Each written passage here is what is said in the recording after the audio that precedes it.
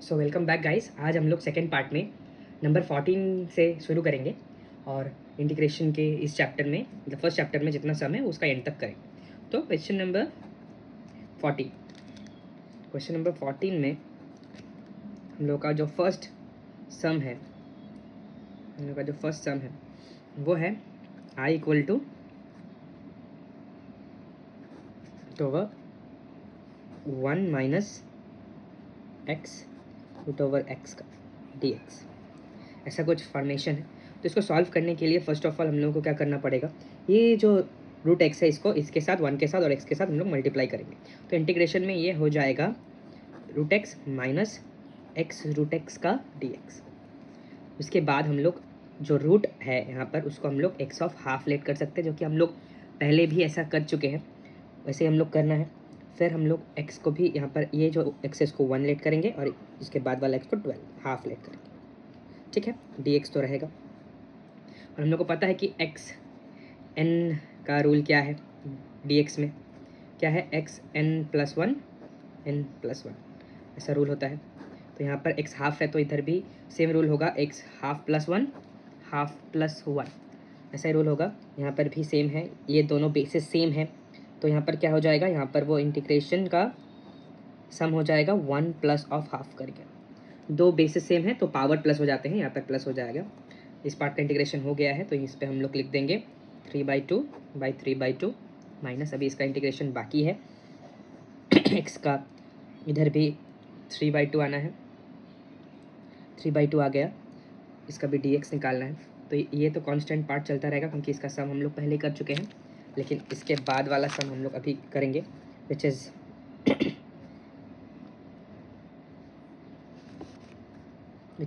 x का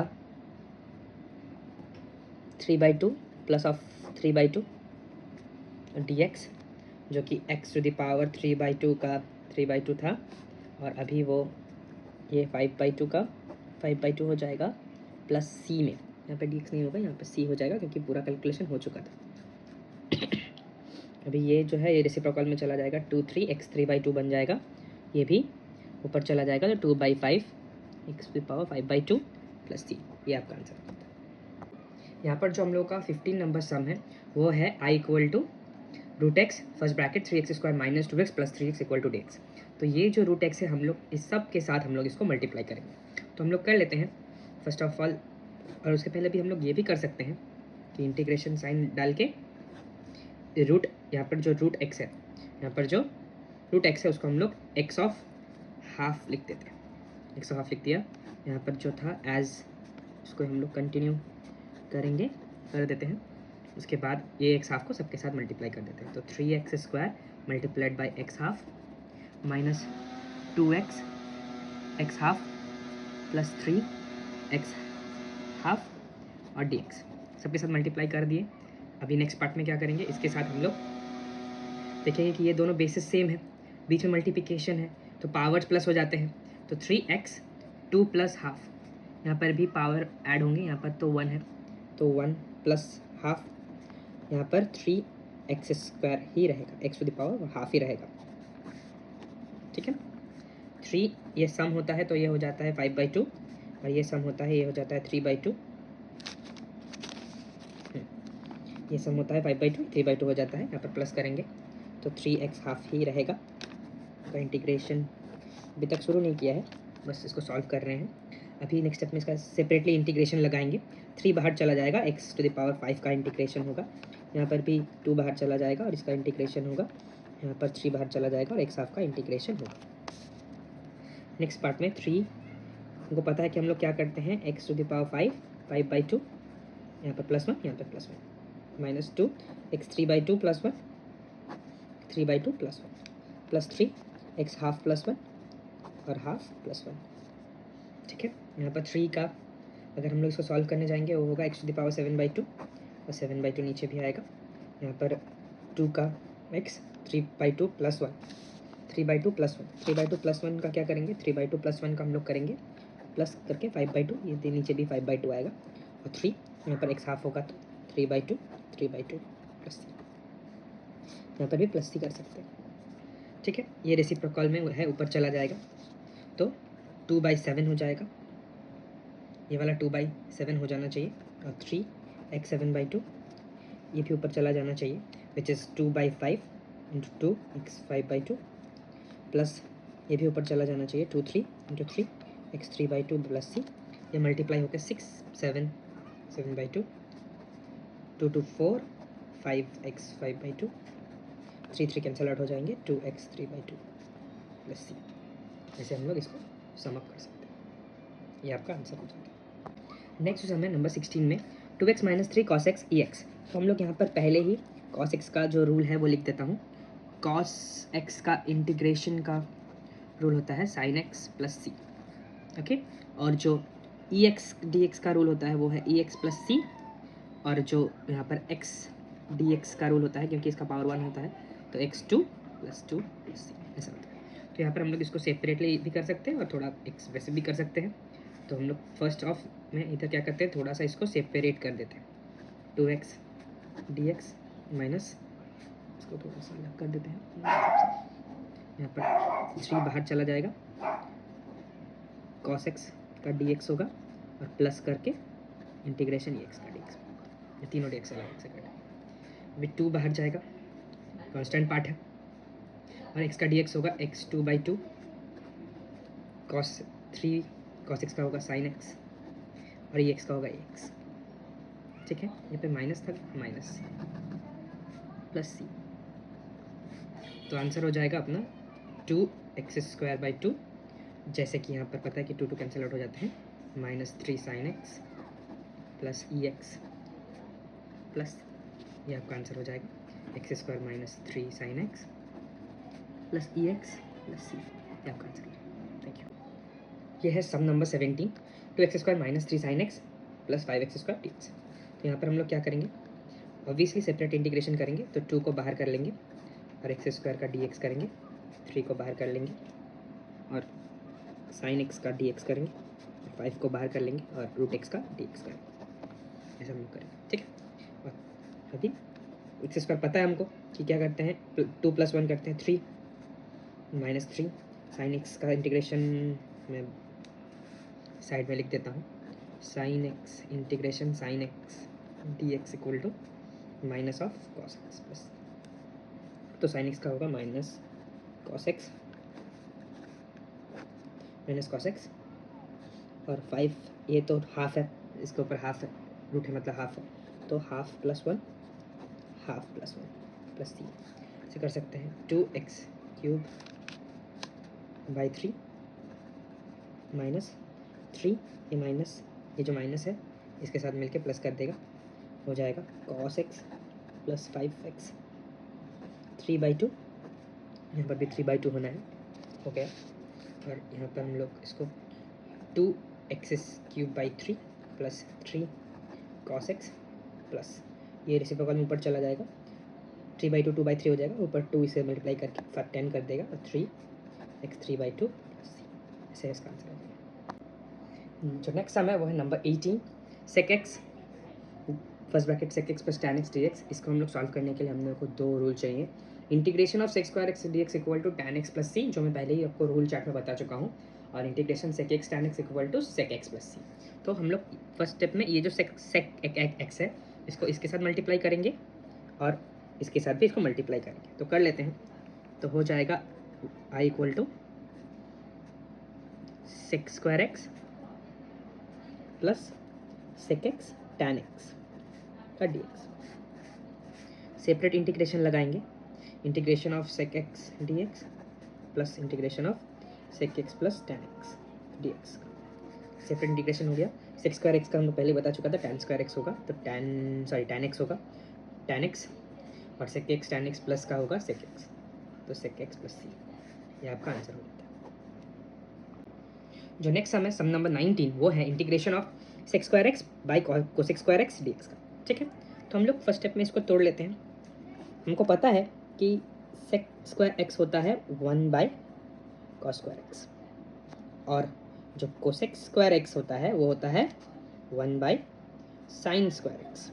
तो sec² x को तोड़ लेते हैं 1/cos² x में, और इसको तोड़ लेते हैं 1/sin² x में dx, ठीक है। यहाँ तक समझ में आ रहा है? फिर 1 बाई ये रेसिप्रोकल हो जाएगा उसका उल्टा, तो ये ऊपर चला जाएगा, साइन स्क्वायर एक्स हो जाएगा, नीचे हो जाएगा cos square x dx। Okay, और sine square x cos square x होता है टैन स्क्वायर एक्स dx। लेकिन हम लोग ये टैन स्क्वायर एक्स का कहीं पे भी डायरेक्ट इंटीग्रेशन नहीं कर सकते हैं, डायरेक्ट नहीं कर सकते। इसके लिए हम लोगों को इसको फॉर्मेशन में तोड़ना होगा। हम लोग को एक रूल पता है जब हम लोग ट्रिगोनोमेट्री शुरू किए थे, which is 1 + tan square x equal to sec square x. तो इसमें से हम लोग tan का वैल्यू निकाल लेते हैं, tan x equal to sec square x minus 1। ठीक है, तो यही वाला वैल्यू हम लोग सीधा tan स्क्वायर पे पुट करते हैं, तो ये हो जाता है सेक स्क्वायर एक्स माइनस 1 का dx। तो उम्मीद करता हूँ समझ में आया होगा। और यहाँ पर फिर से सेपरेट इंटीग्रेशन लगाएंगे, सेक स्क्वायर एक्स का अलग से लगाएंगे और dx का अलग होगा। सेक स्क्वायर एक्स का होता है tan x और यहाँ पर इसका होता है सिंपली x + c, क्योंकि इंटीग्रेशन dx होता है x + c और इंटीग्रेशन सेक स्क्वायर एक्स होता है tan x + c। ओके, ये आपका आंसर हो जाता है। नेक्स्ट सम है number 20, integration of 2 - 3 sin x by cos square x dx। इस कॉस स्क्वायर एक्स को हम लोग इसको से डिवाइड करेंगे और इसको सेपरेटली डिवाइड कर लेते हैं। तो 2 बाई कॉस स्क्वायर एक्स इधर होगा और इधर होगा 3 sin x by cos square x का dx। सेपरेट डिवीजन हो गया। अभी हमको पता है कि 1 बाई कॉस स्क्वायर एक्स होता है सेक एक्स, तो यहाँ पर 2 सेक स्क्वायर एक्स हो जाएगा, क्योंकि 1 बाई कॉस स्क्वायर एक्स जो होता है वो होता है सेक स्क्वायर एक्स। तो यहाँ पर 1 बाई कॉस स्क्वायर एक्स के जगह पर हम सेक स्क्वायर एक्स से इसको रिप्लेस कर देते हैं। ठीक है, माइनस ऑफ, यहाँ पर देखिए कि ऊपर एक साइन है, नीचे 2 कॉस है, तो हम लोग इसको तोड़ सकते हैं, थोड़ा तोड़ लेते हैं। 3 sin x करते हैं और नीचे cos x into cos x करते हैं। थोड़ा समझने के लिए थोड़ा इन डिटेल में कर रहा हूँ, hope you guys understand. 2 sec square x तो रहेगा, यहाँ पर 3 sin x by cos x होता है tan x, जो मुझे बताने का भी ज़रूरत नहीं है, और यहाँ पर एक 1 बाई कॉस रह जाएगा, इसके लिए होता है सेक एक्स। होप समझ के होंगे। साइन बाई कॉस होता है tan x और यहाँ पर जो एक 1 बाई कॉस एक्स पड़ा है उसके लिए सेक एक्स होता है। ठीक है, फिर से अभी हम लोग सेपरेट इंटीग्रेशन करेंगे, 2 कॉन्स्टेंट बाहर चला जाएगा, सेक स्क्वायर एक्स का। ठीक है, और 3 tan x 3 भी बाहर चला जाएगा, सेक एक्स का dx करेंगे। ठीक है, सेक स्क्वायर एक्स का dx, सेक स्क्वायर एक्स का dx क्या होता है? tan x होता है, पहले ही बता चुका था। और tan x सेक एक्स का dx का होता है सेक एक्स प्लस c। अगर पता नहीं है, याद नहीं है, तो फिर से लिख देता हूँ। सेक स्क्वायर एक्स dx होता है tan x प्लस c और tan x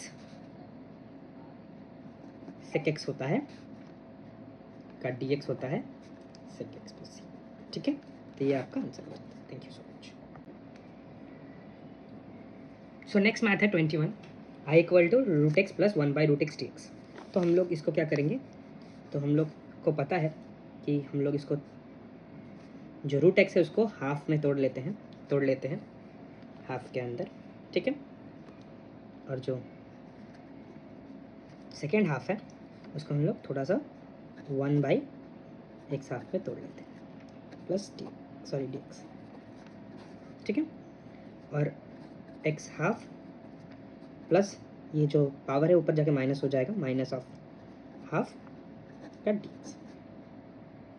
नेक्स्ट प्रोसेस क्या है? सेपरेट इंटीग्रेशन, x हाफ का अलग से इंटीग्रेशन करेंगे और x माइनस हाफ का अलग से इंटीग्रेशन करेंगे। तो ये क्या होगा? x half plus 1 half plus 1, यहाँ पर x माइनस हाफ प्लस 1 और माइनस हाफ प्लस 1 का c। नेक्स्ट प्रोसेस है, x हाफ प्लस 1 होता है 3/2, नीचे भी 3/2 होगा और x माइनस करेंगे, यहाँ पर भी हाफ होगा और यहाँ पर भी हाफ होगा प्लस c।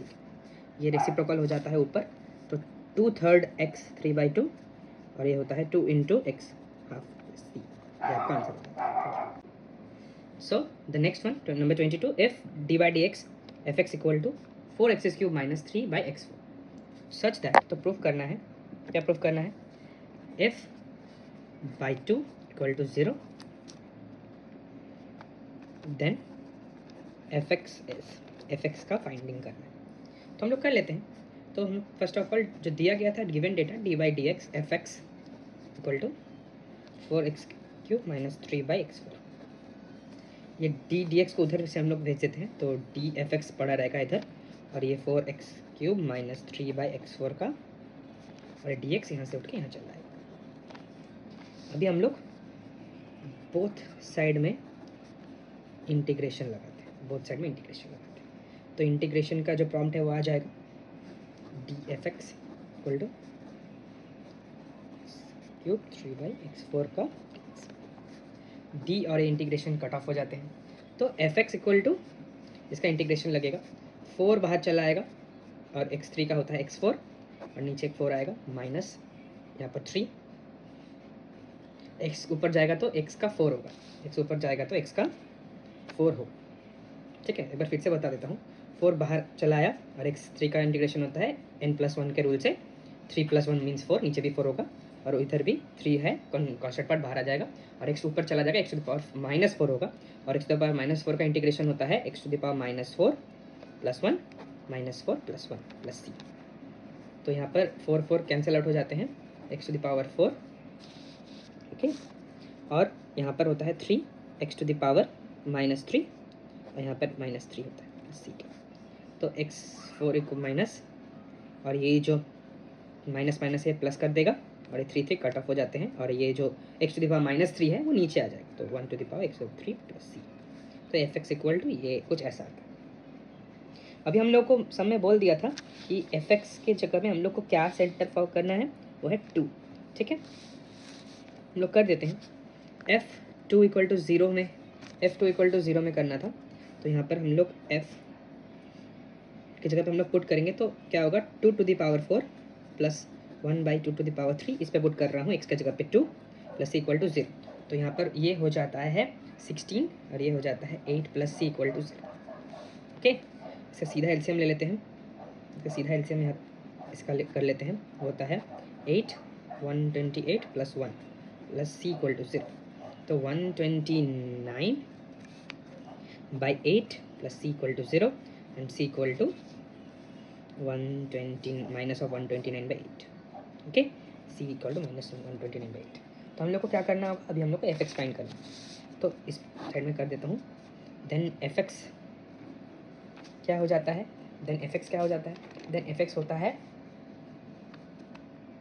एफ एक्स ये था x⁴ + 1/x3, और c के जगह पे हम लोग क्या बैठाएंगे, ये c का वैल्यू ये है, c का वैल्यू है -129/8, तो यहाँ पर बैठाएंगे विच इज़ -129/8 बैठ गया है, तो आंसर होगा x+4 1/x³ -129/8। ये आपका आंसर है। Thank you guys for watching.